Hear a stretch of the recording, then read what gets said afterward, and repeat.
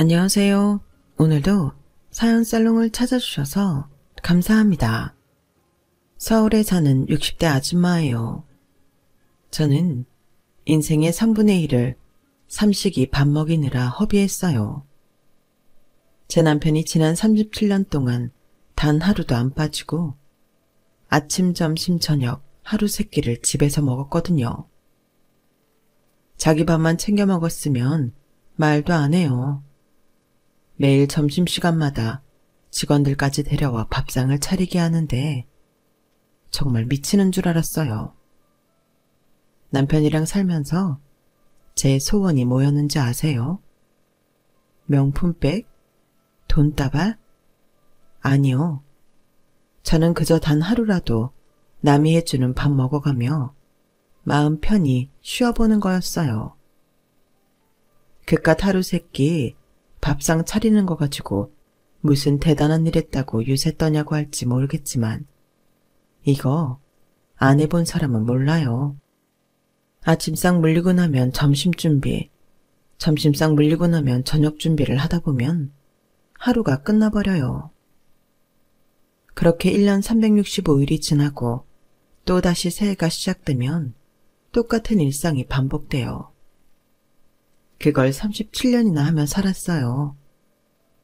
이게 사람을 얼마나 황폐하게 만드는지 몰라요. 감기 몸살로 체온이 40도 가까이 오르고 대장포진으로 온몸이 갈갈이 찢기는 통증을 느끼면서도 그놈의 얼어 죽을 밥상을 차려야만 했어요. 한 번은 빙판길에 넘어져 한쪽 팔에 금이 갔는데도 남편이 점심때 직원들을 데리고 집에 온 거예요. 그래놓곤 깁스를 한 제게 뭐라고 했는지 아세요? 팔이 불편하니까 오늘은 그냥 간단하게 잔치국수나 말아줘. 그러게 살림하는 여자가 팔을 다치면 어떡해? 밖에서 힘들게 일하는 사람 끼니도 제대로 못 챙겨서야 되겠냐고. 뭐해? 빨리 밥 안 차리고. 이게 다친 사람한테 일 시키며 할 소린가요? 남편이 비가 오나 눈이 오나 직원들을 집에 데려와 점심을 먹인 이유는 하나였어요. 점심 식대를 아끼기 위해서였죠.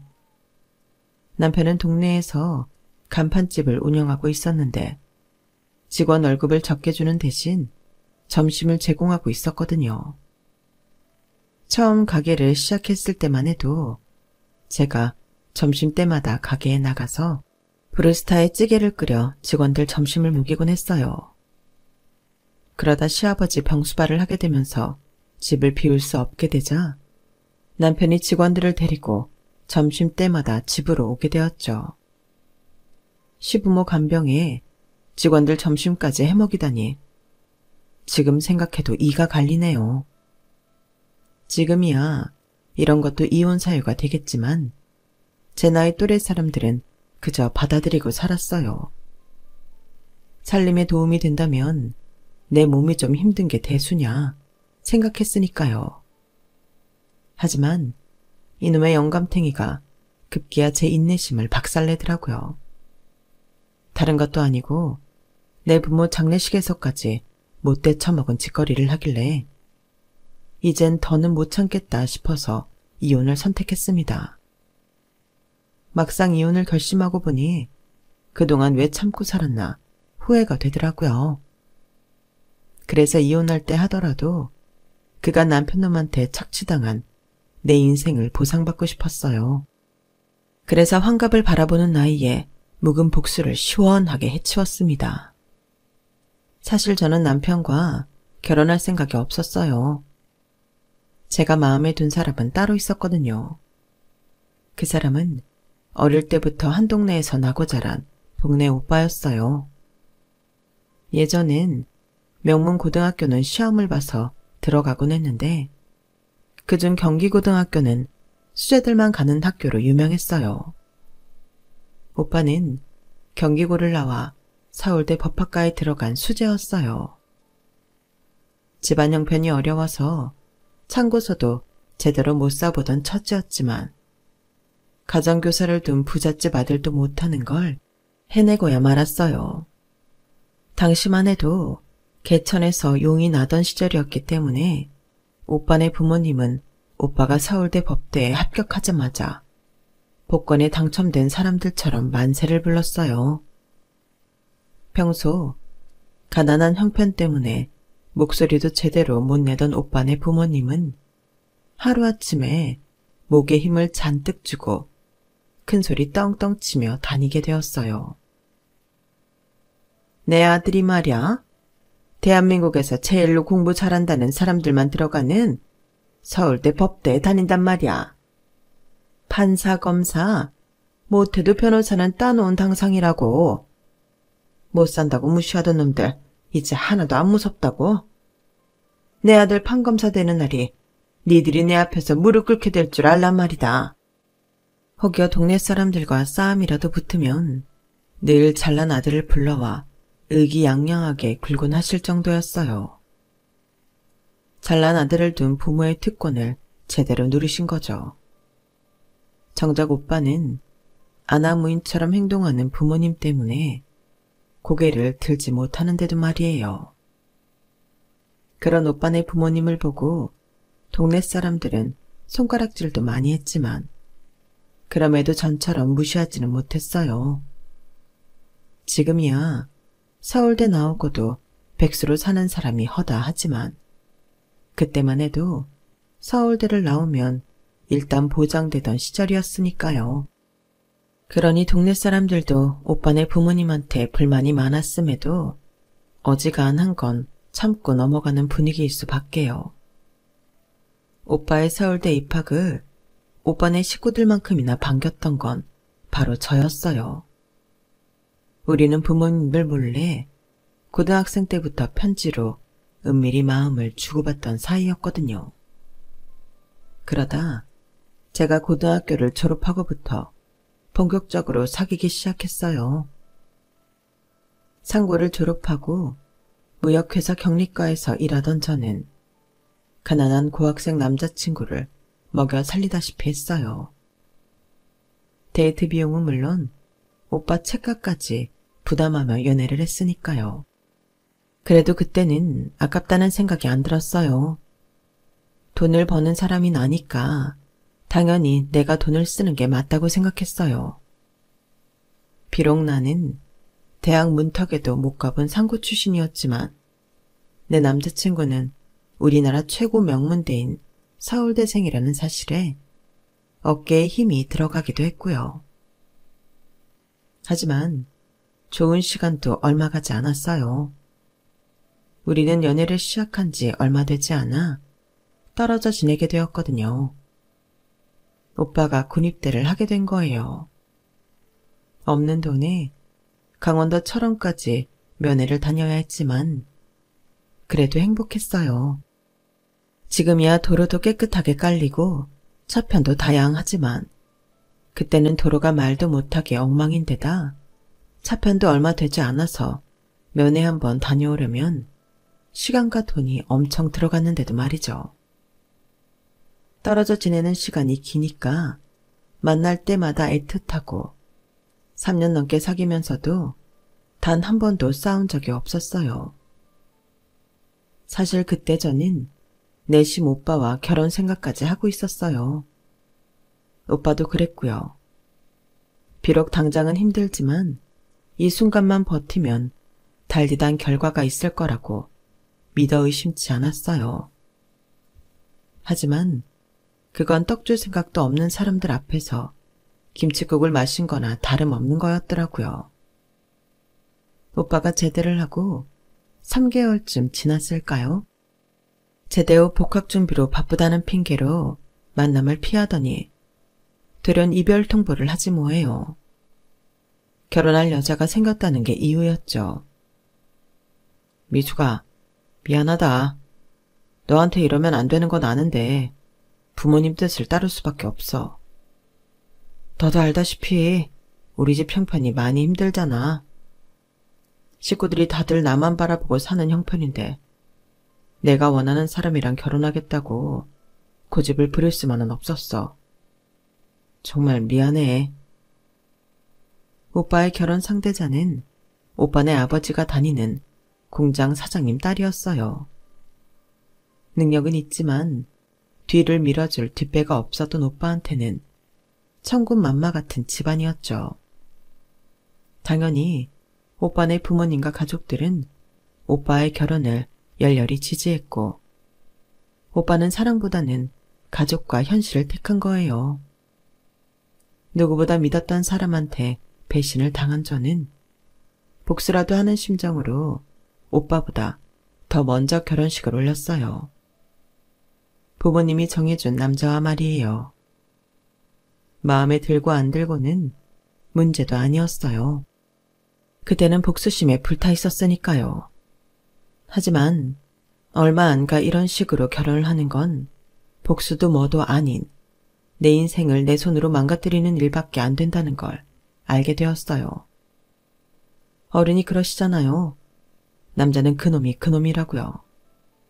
그런데 제 남편은 그놈들 중에서도 정말 지지리도 못난 놈이었던 거예요. 신혼 초부터 남편은 제 가계부를 검사하면서 콩나물값 100원어치까지도 따지고 들기 시작했거든요. 그때부터였어요. 제가 설거지를 하고 있으면 등 뒤에 와서 수저세 많이 나온다고 잔소리를 해대고 제가 밥 한 공기 다 먹으면 밥 많이 먹는다고 트집을 잡는 사람이었어요. 하는 일도 없는 사람이 무슨 밥을 그렇게 많이 먹어. 아니, 친정에서 못 먹고 살았어? 다 참. 누가 보면 마누라가 아니라 씨름 선수랑 같이 사는 줄 알겠네. 이러니 쌀값이 그렇게 들어가지. 꼴랑 밥 한 공기 먹었을 뿐인데 이런 소리까지 듣게 되니 많이 억울했어요. 생각 같아서는 억울하다고 따지고 싶었지만 그때는 씨름 선수냐는 말에 너무 창피해서 아무 말도 할 수 없었어요. 그래서 그날 이후 밥을 뜰 때마다 제 밥은 한 숟가락씩 덜어내는 게 버릇이 되었어요. 사실 남편과 시부모님까지 삼시세끼를 다 챙기고 집안일은 물론 낮에는 남편 가게에 나가 밥까지 해먹이고 오다 보니 체력적으로 많이 힘들었어요. 고기를 먹는 건 가뭄에 콩나듯 했고 생선이나 젓가락이 갈 만한 음식은 시부모님과 남편이 죄다 집어먹으니 저는 풀뿌리만 먹다시피 했거든요. 남편이 큰맘 먹고 통닭을 사오는 날에도 제가 먹을 수 있는 부위는 닭모가지랑 살은 거의 없는 등뼈 부분이었어요. 그나마도 2조각 이상 집어먹기 힘들 정도로 남편은 눈치를 줬어요. 하루는 이불 빨래를 하는데 눈물이 뚝뚝 떨어지더라고요. 내가 이 집에서 이렇게 식모처럼 일을 하는데도 먹는 것조차 눈치를 보며 살아야 하나 싶은 게 서럽고 억울했거든요.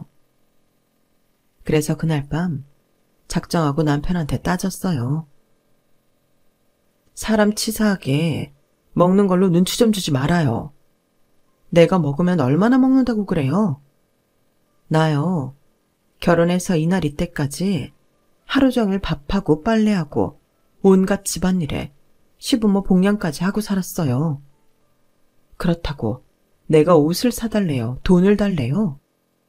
그런데 어쩌면 당신은 고맙다는 말은커녕 밥 한 그릇 먹는 것도 그렇게 눈치를 주고 사람을 힘들게 하냐고요. 이럴 거면 나랑 왜 결혼했어요? 돈 안 주고 부릴 식모가 필요해 결혼했어요? 말해봐요. 억울해서 말하는 도중 눈물까지 터진 저는 소매 기치로 눈물을 찍어내고 있는데 남편이 싸늘한 표정으로 그러는 거예요. 그런 너는 왜 나랑 결혼했냐? 내 입으로 말하기 그러면 내가 대신 말해주랴? 너 대학생 놈한테 돈 대주고 몸 대주다 팽당했다며. 그놈이 서울대 법대생이라고 했던가? 하여간 가방줄도 짧은 년이 학벌은 오지게 따져요. 야, 정신이 제대로 박힌 놈이라면 서울대까지 다니면서 너같이 허접 쓰레기 같은 상고 출신을 마누라로 삼겠냐? 못해도 이대나 숙대생은 만나지. 넌 그냥 데리고 놀다 버리는 용으로 데리고 다녔던 거야. 애초에 넌 그놈한테 쓰고 버릴 년이었다고. 그런 걸 불쌍해서 받아줬더니 뭐가 어쩌고 어째? 네 주제를 알고 까불어. 하루 세끼 밥 먹여주는 것도 감지덕지할 일이지. 어디서 하늘 같은 서방한테 주둥이를 털어. 한 번만 더 그랬다간 그날로 쫓아낼 줄 알아. 순간 다리에 힘이 풀려서 그 자리에 주저앉고 말았어요. 남편이 제 과거를 다 알고 결혼을 한 줄은 몰랐거든요. 당시만 해도 혼전 연애가 그리 당당할 일이 아니었기 때문에 저는 지은 죄가 없음에도 죄인처럼 고개를 숙여야 했어요. 3년간 연애를 하면서 손 한 번 안 잡고 입 한 번 안 맞췄다면 거짓말이겠죠. 하지만 딱 거기까지였어요. 제가 겁이 많았던 것도 있지만 오빠도 책임지지 못할 짓을 하는 사람은 아니었거든요. 그런데 이런 사실을 남편한테 시시콜콜 말하는 것도 구차하게 느껴졌어요. 말한다고 한들 믿어줄 것 같지도 않았고요. 그저 벙어리 냉가슴 앓듯 제 가슴에 품고 삭히는 것뿐이었죠. 이게 다 내가 멍청해서 남자 보는 눈이 없어 그랬다 생각하기로 했어요. 그렇게 저는 37년간을 밥순이로 살게 되었죠. 결혼하고 이듬해 첫 애를 가진 뒤 결혼 2년차 봄에 딸아이를 출산했어요. 내심 아들을 바랐던 시부모님과 남편은 대놓고 제 탓을 하더군요. 아휴, 지가 시집와서 한 게 뭐 있다고 남들 다 낳는 아들 하나를 못 낳아. 식충이처럼 밥은 또 얼마나 먹어대는지. 야, 너는 양심도 없니? 고작 딸년 하나 낳아놓고 시애미가 끓여다주는 미역국 먹어가며 산후조리를 할 생각을 해? 내가 전생에 무슨 죄를 지었길래 며느리 수발까지 하고 있는 건지. 아, 일어나서 밥 안 처먹고 뭐해? 내가 네 입에 밥까지 떠넣어줘야겠니? 홀아버지 밑에서 자랐던 저는 산후조리를 시어머니 도움을 받아야 했어요. 그러다 보니 매 끼니마다 밥보다 욕을 더 많이 먹게 되었죠. 미역국이라고 해봐야 고기 한 절음 안 들어간 미역국이었는데도 먹는 족족 체했어요. 마음이 불편하니 뭔들 제대로 소화가 되겠어요. 결국 3-7일도 안 돼서 저는 자리를 털고 일어났고 또다시 삼시세끼 밥을 차리며 집안일을 하게 되었죠. 그러는 와중에도 시어머니는 손자 타령을 하셨고 시어머니 바람대로 이듬해 저는 아들을 낳았어요. 그랬더니 이번엔 연년생을 낳아 동네 창피하게 만들었다고 타박이더군요. 이래도 내 탓, 저래도 내 탓. 이놈의 집구석에서는 모든 게 다 제 탓이었어요. 아이 둘을 키우며 시부모 복량에 남편 가게 직원들 밥까지 챙기려니 앉았다 일어나면 하늘이 노랄 정도로 몸이 많이 축나더라고요. 먹는 거라도 제대로 먹으면 모를까. 밥 한 그릇 먹는 것도 눈치를 봐야 할 판이니 도무지 몸에 기운이 안 나더라고요. 그러던 차에 친정아버지가 속꼬리를 보내주신 거예요. 산후조리도 못 해준 게 못내 마음에 박히셨는지 많이도 사서 보내셨더라고요. 그랬더니 시어머니가 저는 손도 못 대게 하시고는 당신이 직접 곰탕을 끓이시겠다고 하더라고요. 웬일인가 싶더라고요. 그런데 곰탕이라고 끓인 게 양이 어째 얼마 안 되는 거예요. 어머님, 곰탕이 이게 다예요? 어째 양이 좀 적은 것 같은데요. 아니, 그럼 내가 혼자 다 퍼먹었다 이거냐? 아이고, 이젠 시어미를 도둑년 취급을 하네? 그래, 네 친정에서 보내준 꼴이라고 생색내고 싶어 그러는 거지? 옛다, 네 다 처먹어라. 어디 더러워서 입에나 대겠어? 어머님, 그런 게 아니라 생각보다 양이 적게 나와서 그런 거예요. 제가 뭘 몰라 그런 거니까 용서해 주세요. 말은 그렇게 했지만 아무리 생각해도 이상했어요. 분명 어젯밤에 아궁이에 곰탕을 올릴 때만 해도 큰 솥에 한가득이었거든요. 그랬던 게 남편 가게에 나가 점심 차려주고 오니 한 끼 먹고 나면 없을 정도로 양이 확 줄어있더라고요. 귀신이 고칼로리였죠. 그런데 알고 보니 제가 집을 비운 사이 시어머니가 곰탕을 퍼서 시누이한테 갖다 준 거더라고요. 당신 딸 고생한다고 그런 모양인데 그 마음이야 이해를 하지만 저는 무슨 죄냐고요. 정작 제 친정아버지가 사다 주신 솥고리로 끓인 곰탕을 저는 제 탕도 아닌 삼탕 때 겨우 한 그릇 먹을 수 있었거든요. 자기 딸이 귀하면 남의 딸도 귀한 법인데 어쩜 우리나라 시어머니들은 그 당연한 이치를 모르는 건지. 제게는 세상 누구보다 야박하게 굴던 시어머니는 저희 큰애가 중학교 2학년 때 세상을 떠나셨어요.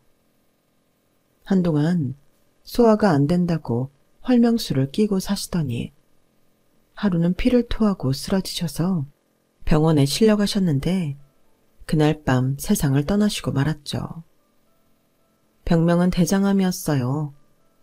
병원에 가시자고 그렇게 말씀을 드려도 당신 병은 당신이 잘 안다시며 한사코 거절을 하시더니 그렇게 된 거였죠.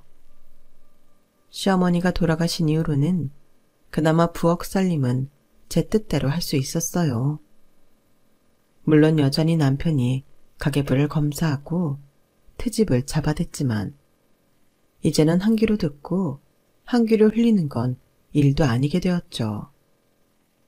애 둘 낳고 시집살이까지 하며 20년 가까이 살았는데 뭐가 그렇게 무섭겠어요. 그저 남편놈 행동을 보면서 속으로 똥이 무서워서 피하냐? 더러워서 피하지. 이런 심정으로 살고 있었으니까요. 짠돌이 남편 때문에 아이들 학원도 제대로 못 보냈지만 그래도 타고난 머리가 좋은 건지 공부 욕심이 많아 그런 건지 딸아이는 명문대에 턱하니 붙었어요. 딸아이 입학식 때 오랜만에 서울대 교정을 다시 걷게 된 저는 감회가 새롭더라고요. 오래전 동네 오빠를 만나러 수도 없이 드나들던 교정이었는데 이제는 내 딸이 이곳에서 공부를 한다고 생각하니 기분이 묘하더라고요. 그래서 잠시 생각에 잠겼더랬는데 남편이 대뜸 그러더라고요. 왜? 서울대 오니까 너 버리고 장가간 옛 남자 생각이 나냐? 정신 차려 이 여편네야. 어떻게 된 게 세월에 질러도 지 주제 파악을 못하냐? 아무리 좋은 풍경과 마주해도 곁에 이 인간이 있으면 순식간에 똥꾸렁내 나는 똥간으로 변한다는 걸 새삼 느꼈네요. 딸아이와 달리 공부에는 별 소질이 없던 아들 녀석은 헤어 디자이너가 되겠다고 이듬해 미용 전문학교에 들어갔어요. 그것 때문에 아들 녀석은 제 아빠와 거의 1년을 말도 안 섞고 지냈어요. 그리고 1년 뒤 아들은 미용 전문대에 합격을 했어요. 합격증을 들고 온 아들 앞에서 남편은 욕설을 퍼부었어요. 이런 미친놈, 사내 새끼가 뭐 할 게 없어서 미용사를 해? 그럴 거면 차라리 가게에 나와서 이 애비 일이나 도와. 죽어라 돈 벌어서 삼시세끼 먹이고 입혀 키워줬더니 애비 가슴에 못을 박아? 에이 정신머리 없는 놈 같으니라고. 여보, 그러지 말고 지 하겠다는 거 하게 해줘요. 요즘엔 남자 미용사들이 인기도 좋고 돈도 많이 벌어요. 우리 승환이 지 밥벌이 충분히 하고 살으니까 하고 싶다는 거 하게 하자고요. 우리가 대신 애 인생 살아줄 거 아니잖아요. 네가 이러니까 애 새끼들이 이 애비 말을 귓등으로도 안 듣는 거야. 가장이 안 된다고 하면 애미 니부터 순순히 내 말을 따라야지. 네가 이 지랄을 하고 나오니까 애새끼들도 날 무시하잖아. 승환이 너 잘 들어? 네 멋대로 들어간 학교니까 네 손으로 벌어서 다녀. 난 눈에 흙이 들어가도 네 학비는 못 대주니까 그렇게 하려고. 너도 잘 들어. 내가 벌어다준 생활비에서 한 푼이라도 저 자식한테 줬다간 너도 내 집에서 쫓겨날 줄 알아. 알았어요. 당신 돈에 손 하나 안 댈 테니까 걱정하지 말아요. 부모가 돼서는 자식 꿈을 응원하지는 못할 망정 싹부터 꺾으려드는 남편이 정말 한심했어요. 그래도 당장 아이 입학금이 필요했던 저는 어떻게든 돈을 마련해야 했어요. 이럴 때 비빌구석은 역시나 친정뿐이더라고요. 친정 아버지한테 찾아가 사정을 말씀드렸더니 아버지가 돈을 마련해 주셨어요. 이 돈은 어떻게든 꼭 갚겠다고 하자 한사코 거절하시더라고요. 그럴 거 없어. 열심히 배워서 이 할애비 머리나 깎아달라고 그래. 선불금으로 준 거다 생각할 테니까. 친정 아버지 도움으로 아들 녀석 대학 등록은 시켰지만 돌아오는 학기마다 등록금 될 걱정이 한가득이었어요. 남편이 주는 생활비로는 살림 사는 것도 빠듯했으니까요. 짬이라도 좀 나면 밖에서 일이라도 하겠는데 이놈의 삼식의 남편은 하루 세 끼를 집에서 해결하니 그럴 시간이 어디 나나요. 그렇다고 밤잠 줄여가며 인형 누나를 붙일 수도 없고 난감하더라고요. 그러던 차에 남편 직원 중 하나가 지나가는 말로 그러는 거예요. 사모님, 음식 솜씨가 정말 좋으시네요. 지금까지 먹어본 김치 중에 사모님 김치가 최고입니다.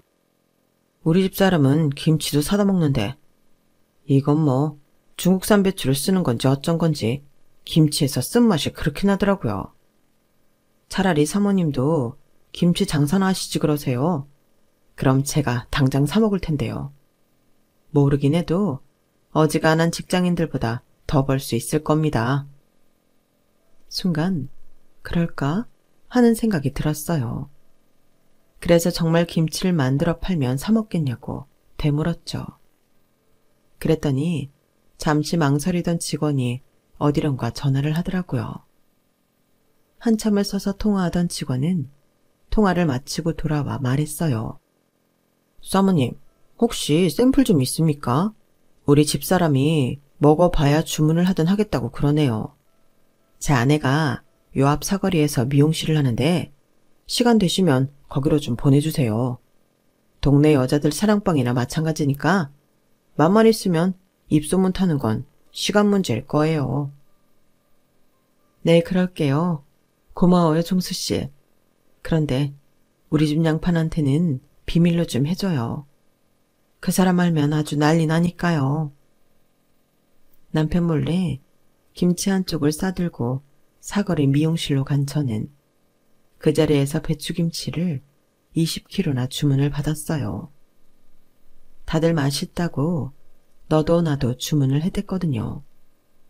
하지만 당장 남편 몰래 재료비를 살 여력이 없던 저는 난감하기만 했어요. 그런데 미용실 여자가 선뜻 선불을 주더라고요. 자기 남편을 통해 저 사는 사정을 알던 터라 일부러 배려해 준 거였죠. 그렇게 동네 여자들한테 김치 장사를 시작한 저는 남편이 주는 생활비의 2~3배는 너끈히 벌었어요. 다행이라고 해야 할지는 모르겠지만 시아버지가 거동이 불편해지시면서 제가 점심때 가게에 나가 밥을 할 수 없게 되었어요. 대신 남편이 직원들을 데리고 집으로 와서 점심을 먹고 가게 되었죠. 덕분에 저는 가게를 오가는 시간을 줄일 수 있게 됐고 집에서 김치를 담글 시간이 생기게 된 거예요. 몸은 힘들었지만 내가 움직이는 만큼 돈이 들어온다는 사실에 힘든 것도 모를 정도로 신이 나더라고요. 그간 남편 눈치 보느라 자식들한테 못해준 것도 내가 번 돈으로 사줄 수 있게 되었고, 순대며 떡볶이 같은 소소한 주전부리도 할 수 있게 되었어요. 내 손으로 돈을 번다는 게 이렇게 기쁜 일인지를 새삼 느낄 수 있었죠. 그런데 주문이 늘어날수록 김치를 담그는 날이 잦아졌고, 그러다 보니 남편한테 꼬리가 밟히고 말았어요. 이 여편네야, 넌 내가 살림하라고 준 돈으로 그딴 주머니를 차고 있었냐? 그간 번 돈 다 내놔. 당장 내놓으라고. 싫어요. 못 줘요. 그걸 왜 당신한테 줘요? 내가 내 손으로 번 돈인데. 나 김치 담가 팔면서 당신 돈으로 마늘 한 쪽 안 샀어요. 오히려 고춧가루며 마늘, 생강 다 내 돈으로 산 걸로 그간 우리 식구 먹고 살았다고요. 그런데 당신이 무슨 권리로 김치 판 돈을 내놓으라는 거냐고요? 그랬더니 남편이 뭐라는 줄 아세요? 네가 내 소유니까 네가 만든 것도 내 거, 네가 번 돈도 내 거지. 그러니까 잔말 말고 돈 내놓으라고. 이게 무슨 개벽다귀 같은 소리래요? 내가 왜 당신 거예요? 내 아버지 어머니가 낳은 내가 왜 당신 소유냐고요? 그간 말 않고 죽어 사니까 누굴 병신으로 하는 모양인데 사람 무시하지 말아요. 나 당신한테 무시당하고 살아도 되는 사람 아니라고요. 평소와 달리 한마디도 안 지고 바락바락 대들자 남편은 참못 놀라는 눈치였어요. 하지만 그것도 잠시. 남편은 그럼 장소 대여비라도 내놓으라고 생떼를 부리더라고요. 자기 집에서 김치 담가 팔았으니 장소 대여비는 꼭 받아야겠다나요? 하도 더럽고 치사해서 주겠다고 했더니 그제야 방으로 들어가더군요. 그렇게 남편한테 장소 대여비를 내고 김치 장사를 하던 저는 시아버지가 세상을 떠나시면서 일을 그만둘 위기에 처했어요. 아버님이 안 계시니 다시 가게에 나가 점심밥을 해 먹여야 했으니까요. 그런데 웬걸? 남편이 가게에 나올 필요 없다고 하지 않겠어요?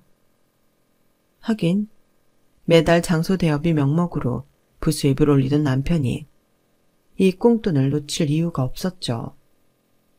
덕분에 저야 돈도 벌고 좋았지만요. 그렇게 10년 가까이 김치 장사를 했던 저는 손에 류마티스가 심해져서 일을 그만두게 되었어요. 젓가락 쥐는 것도 힘들어진 터라 어쩔 수 없는 상황이었죠. 그동안 벌었던 돈으로 딸아이 시집 가는데 돈 좀 보태주고 아들 헤어샵 차리는데 보태주고 나니 다시 빈손이더라고요. 그래도 내 새끼들 위해 엄마로서 뭔가 해줬다는 거에 위안을 삼았어요. 그런데 환갑을 1년 앞둔 어느 날 친정오빠한테 연락이 온 거예요. 방금 전 아버지가 영면하셨다는 연락이었죠. 나이가 들면 자연스레 부모와의 이별을 준비하기 마련이지만 그래도 막상 현실로 닥치니 가슴이 무너져 내리는 것만 같았어요. 저희 아버지는 아내와 사별한 이후로 재혼도 않으시고 혼자 몸으로 오빠랑 저를 키우셨거든요. 혹여 새엄마한테 구박받지 않을까 걱정이 돼서 그러셨다는 건 시집을 온 후에야 알게 되었어요. 30년 넘게 남의 부모 복양은 해왔으면서 정작 내 아버지한테 따뜻한 밥상 한 번 못 차려드린 게 너무 죄스럽고 한이 되더라고요. 그래서 장례식 내내 영정사진 속 아버지를 제대로 바라볼 수 없었어요. 그런데 그때 낯익은 사람이 아버지 영정 앞에 절을 올리더라고요. 많이 늦긴 했지만 단정하고 교양 있어 보이는 모습을 보니 단번에 알아볼 수 있었어요. 오래전 저를 버리고 딴 여자와 결혼했던 동네 오빠였죠. 한 동네에서 오래 살다 보니 동네 사람을 통해 저희 아버지 부고를 전해들은 모양이었어요. 수십 년 만에 조우한 우리는 오래전 앙금은 온데간데 사라지고 그저 같이 늙어가는 60대 노인의 모습으로 마주할 수 있었어요. 오빠는 자기 명함을 한 장 건네주며 혹시 필요한 일 생기면 연락하라고 하더군요. 명함에는 로펌 이름과 대표 변호사라는 직함 옆에 오빠 이름이 찍혀 있었어요. 난 놈은 난 놈이다 싶더군요. 결국 사시까지 패스해 변호사가 됐으니까요. 오빠가 돌아간 뒤 아들 녀석이 장례식장으로 왔어요. 외할아버지가 주신 돈으로 대학 입학을 할 수 있었던 아들 녀석은 입간 전에 할아버지 마지막 이발을 해드리겠다며 가위를 챙겨 들고 왔더라고요. 외손주 손에 마지막 이발을 하신 아버지는 고운 모습으로 입관을 하셨어요. 그런데 장인 부고를 듣고도 코빼기도 안 보이던 남편이 점심때가 돼서야 직원들을 데리고 장례식장을 찾았더라고요. 후딱 절을 하고는 한쪽에 자리를 잡고 앉아 마치 식당에 밥 먹으러 온 사람처럼 이것저것 주문을 해댔어요. 오히려 남편을 따라온 직원들이 안절부절 하는 모습이더라고요. 그랬더니 남편이 그러는 거예요. 왜 다들 이렇게 못 먹어? 내가 부조를 10만 원이나 했는데 뽕은 뽑고 가야지. 김씨, 육개장 한 그릇 더 먹어. 배가 불러야 일도 잘할 거 아니야. 상식아, 너 좋아하는 콜라 더 마셔라. 아예 갈 때 몇 개 들고 가. 매번 음료수 사달란 소리 하지 말고. 아줌마, 여기 머릿고기랑 잡채 좀 더 주세요. 장인 장례식에 와서 슬픈 기색 하나 없이 조익은 뽕 뽑겠다고 신나게 밥을 처먹는 남편을 보니 가슴 깊은 곳에서부터 뜨거운 기운이 솟아올랐어요. 당장이라도 가서 저 인간 면상에 싸대기를 날려주고 싶은 심정이었죠. 식사를 마친 직원들은 슬금슬금 제 눈치를 보고는 죄송하다는 인사를 남기고 장례식장을 나섰어요. 남편은 주방에서 검은 봉투를 얻어와 냉장고에서 소주며 맥주 등을 담고 있더라고요. 그래 다가가 속에 있던 말을 꺼내놓았어요. 왜? 부조금 낸 10만 원 아직 못 채웠어? 술까지 따로 챙기는 거 보니까 그런가 보네. 인간아, 정말 대단하다. 어떻게 장인 장례식에 작업복을 입고 와서 이 궁상을 떠니? 네가 그 정도 그릇밖에는 안 되는 놈인 건 내 진작 알았다만 이 정도로 바닥일 줄은 몰랐다. 넌 수치심이라는 것도 모르니? 인간의 도리라는 것도 몰라? 어떻게 내 아버지 장례식에서까지 이럴 수가 있냐고. 나가. 당장 나가, 이 거지 같은 새끼야. 전 낙을 쓰며 남편을 장례식장 밖으로 떠밀었어요. 이 여편 내가 뭐하는 짓이야, 무식하게. 힘만 세가지고는. 암튼 점심은 이렇게 대충 때웠지만 저녁은 집에 와서 제대로 밥 차려. 죽은 부모가 대수야. 하늘 같은 서방 저녁밥이 중요하지. 늦지 않게 와. 알았어. 뭐? 이 미친 놈팽이가 아직도 정신을 못 차렸어. 부모 잃은 사람한테 그게 지금 할 소리야? 이 천벌을 받아 돼질놈아. 꺼져. 당장 내 눈앞에서 꺼지라고. 저는 소리를 고래고래 지르며 눈에 보이는 족족 집어들고 남편한테 던졌어요. 그 와중에도 남편은 검은 봉지에 담긴 술병과 캔을 안 놓치려고 안간힘을 쓰더라고요. 정말 그 꼴이 한심할 정도로 역겨웠어요. 친정아버지 장례를 마치고 한동안 집안일도 아는 채 자리 보존하고 있던 저는 찬밥을 물에 말아먹고는 외출 준비를 했어요. 이대로는 도저히 살 수 없을 것 같아서 변호사를 만나 이혼 상담을 할 생각이었죠. 로펌 문을 열고 들어가 로비에 있는 직원한테 일전에 오빠가 주고 간 명함을 보였어요. 그랬더니 잠시 뒤 오빠가 로비로 나오더라고요. 반갑게 맞으며 점심이라도 하자고 하길래 나 오빠랑 한가하게 점심 먹으러 온 거 아니야. 의뢰인으로 온 거니까 사무실로 가서 얘기해. 오빠 사무실로 들어간 저는 남편과 이혼을 하고 싶다고 말했어요. 나한테 진빚 갚아. 무슨 수를 써서라도 그 인간한테서 내 몫의 재산 뺏어줘. 많으면 많을수록 좋아. 그 인간이 망해서 길바닥에 나앉도록 가진 건 죄다 뺏어줘. 오빠 능력이면 그 정도 할 수 있지? 오빠는 제가 살아온 얘기를 듣고는 잠시 낮은 한숨을 쉬었어요. 자기 때문에 그런 인간한테 시집가 고생한 것 같아 미안하다고 하더군요. 그러면서 자기가 기필코 그 인간한테서 제대로 돈 받아줄 테니 걱정 말라고 하더군요. 그렇게 시작된 이혼 소송은 1년 가까이 이어졌어요. 그리고 오빠는 약속대로 남편한테서 엄청난 액수의 위자료를 받아주었어요.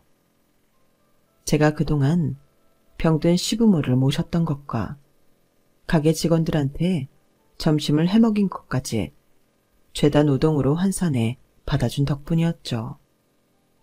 거기다 결혼기간 내내 남편이 제게 했던 인격 모독과 시어머니의 괴롭힘도 제 이혼 사유에 포함이 되었어요. 남편은 재판 내내 억울하다는 입장을 내세웠지만 자식들과 가게에서 일했던 전 직원들의 증언 덕에 남편은 패소할 수밖에 없었죠. 재판이 끝나고 재산 정리까지 끝나자 홀가분한 마음으로 저는 집을 얻어 나왔어요. 그러던 어느 날 제 이혼 재판을 성공적으로 승소해준 오빠가 집 근처로 찾아왔더라고요. 표정을 보니 마치 중요한 고백이라도 할 사람 같더라고요. 아니나 다를까? 아내랑 사별한 지 6년 됐어. 자식들도 장성해서 출가했고 지금은 혼자 논현동 아파트에서 살고 있어. 미수가, 지금이라도 늦지 않았다면 우리 다시 시작할래? 내가 너한테 못 해준 거 이제는 다 해줄 수 있어. 나랑 다시 시작하자. 그 말에 나도 모르게 코웃음이 나왔어요. 날 버릴 땐 언제고 이제 와서 다시 시작하자고요. 어이가 없더라고요. 이놈이나 저놈이나 나한테 왜 이러나 몰라. 오빠, 내가 그렇게 우스워 보여? 오빠 눈에는 내가 40년 전 순진한 이미숙으로 보이나 봐. 나 변했어. 오빠가 나 이렇게 만들었잖아. 사랑 하나 믿고 간이고 쓸개고 다 빼줬던 나한테 대차게 배신 때린 거 오빠였잖아. 그때 결심했거든. 다시는 남자라는 것들한테 마음 안 주기로. 내 이혼 소송 승소한 걸로 꽤나 점수 딴 줄 아는 모양인데 웃기지 마. 어느 변호사라도 그 정도는 할 수 있는 재판이었어. 내가 오빠 능력 보고 오빠네 로펌 찾아간 줄 알아? 나 빚 받으러 간 거였어. 오빠한테 퍼부은 돈과 시간, 순정. 그거 변호사 비용으로 퉁치려고 간 거였다고. 이제 다 늙어서 쭈그렁 방탱이 된 남자. 내가 뭐가 아쉬워서 받아줘? 왜? 이제 남자 바꿔서 또다시 밥이나 해주고 살라고? 미쳤어 내가? 인터넷에 그런 기사가 나오더라. 장수하는 여자들 대부분이 남편 없이 사는 여자들이래. 한마디로 남자는 여자 목숨 갉아먹는 벌레밖에 안 된다는 얘기야. 난 장수할 거야. 오빠가 받아준 이 돈으로 벽에 똥칠할 때까지 살 거라고. 그러니까 다시는 내 앞에 나타나 시덥잖은 소리 하지 마. 뒤도 안 돌아보고 돌아온 저는 그 길로 아들 녀석이 하는 헤어샵으로 가서 머리를 했어요. 이제는 누구의 아내도 아닌 나 이미숙으로 살 생각이거든요. 옷도 사입고 구두도 사신고 맛있는 것도 사먹으면서 제대로 내 인생을 살아볼랍니다. 앞으로 새로이 시작되는 제 인생 응원해주세요. 지금까지 제 사연을 들어주셔서 감사합니다. 항상 건강하시고 여러분도 매일매일 행복하세요. 여러분, 사연 댓글에 응원과 현명한 조언 부탁드려요. 좋아요와 구독은 저에게 큰 힘이 됩니다. 오늘도 좋은 일 가득하세요.